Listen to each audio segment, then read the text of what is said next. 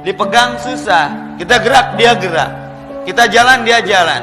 Capek mengejar bayang-bayang yang dibayang-bayangkan itu. Bagaimana triknya? Sudah, tinggalkan, biarkan bayang-bayang itu yang mengikuti kita. Keren gak? Dear mantan, maafkan aku yang dulu. Jadi yakin ya, sendiri pun baik. Kalaupun dirasa tidak enak, ini ayatnya nih. Antakrahu say'aw wa huwa khairul lakum.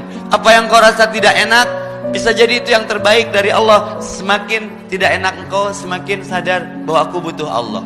Tahu nggak? Allah tuh lembut, romantis, ngasih jawabannya teh eksotik, tidak terprediksi tapi nyaman di hati. Dekati Allah, biar Allah datangkan cinta yang layak untuk kita. Maka tenang di kesendirian selama dekat dengan Allah.